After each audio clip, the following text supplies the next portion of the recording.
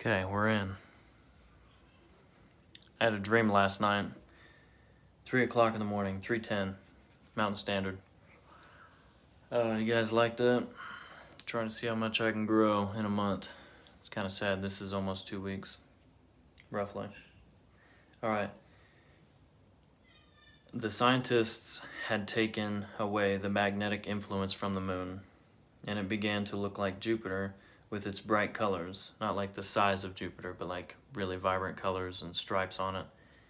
Started to look like that.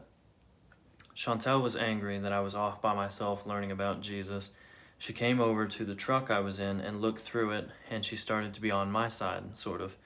Like I had changed from when her and I first got married. Like I had a change of heart. Meaning I wasn't watching porn, doing terrible things like I used to, smoking cigarettes. I mean, just all that stuff. All the stuff you do before you get married. Living like a bachelor. It's hard to put down at first. There was a massive flood that swept across America, and Canada and Mexico were untouched. It just right across North America. Like, here's Canada, here's Mexico, went right down the center, starting from the east side. Let me see, where's this at? Yeah. I believe Chantel had this dream while I was in my dream. Like, I was in my dream, and she had a dream about this happening, and then all the while I'm having a dream about this. That's probably confusing. It's confusing to me. Then we saw it come to be. Sorry, guys. I'm, like, dog-tired when I write these. Because I just wake up, just had a real vivid dream, and I'm like, I gotta write this down. So I was sitting up in my bed doing that, sometimes all the time actually. I put a lot of typos in there. There was a news anchor who broke the story on big media that this was going to happen. He began to pray with everyone in America through television. Like he was on the television and he started praying with everybody. And he wasn't being biased. He was like honestly and genuinely concerned for the well-being of humanity. Like I wish the media was, but yeah. We all know who controls that. We are all encouraged to take off our old garments. We were all encouraged to take off our old garments. And I think it was something like the temple garments we wear as LDS. It was something like that. Not quite like it, but something like it. It's weird. And the flood was brought on by the moon or other planets rushing past us with such incredible velocity and so close to the earth that I was terrified. And as the planet flew past us, so close, the waters were ripped, beginning on the east coast across America, Mexico and Canada being untouched. Like, we were on the planet, and as we started to see it happen, you could see these planets coming over us, and it was like you could, because like when you're just standing here right now, you can't feel the earth moving, but we know it's moving, and we know it's like spinning really, really fast and going through space really quickly. But when you're standing here, you don't know, because we don't have a scope for it looking out, in space. But whenever I saw the planet, like, I'm saying, guys, it was huge. Like, the planet was like this. Can you guys see that? I mean, big. And I saw it just rushing. Like, if the moon's up here, it was like a huge planet. And so the moon is 250,000 miles away, is what they say. So a planet could fit between us and the moon. You guys know that, right? Because, I mean, theoretically, 250,000 miles. Earth being like, 6,000 miles across or something? Or maybe more than that, more like 9,000 miles or something, 12,000. But that's just 12,000 miles. And the moon being 250,000 miles, 250,000, roughly, miles away. A planet could fit in between us.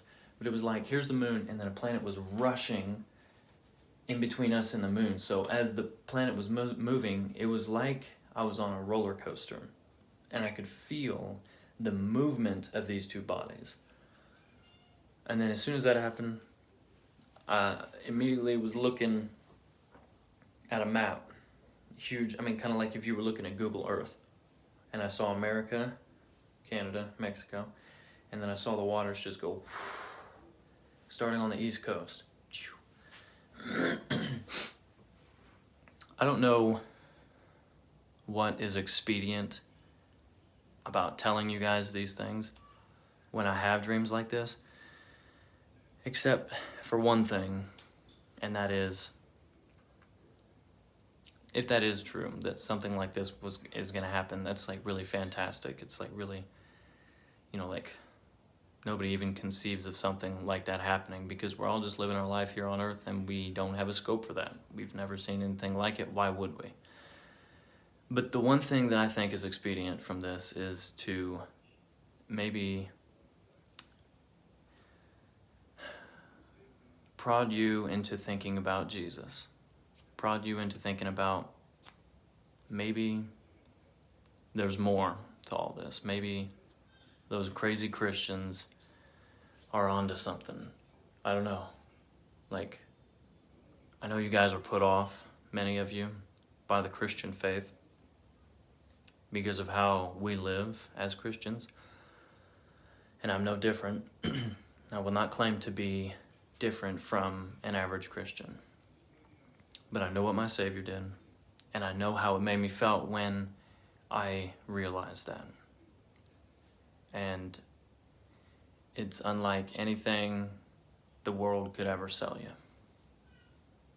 Better than any pills, better than any drink, better than any cars, houses, boats, money, any amount of money, none of it. It's better than all that.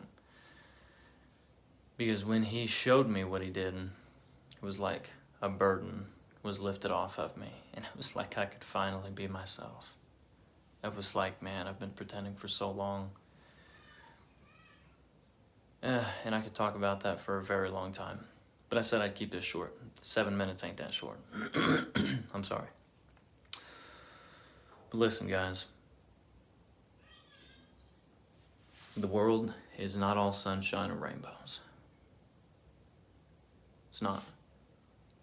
But it for sure ain't all doom and gloom either. The Lord has a place for you.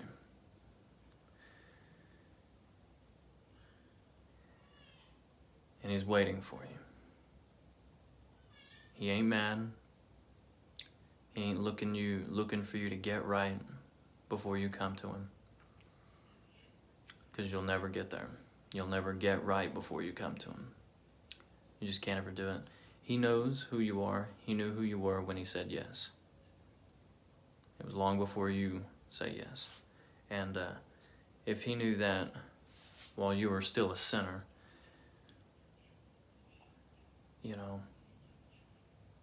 there's no like measurement for his love. It's just endless. Guys, he wants you where you're at, wherever you are. It don't matter. I know Satan, he'll speak in your heart. Hell, he'll just whisper in your ears, man. And he's like,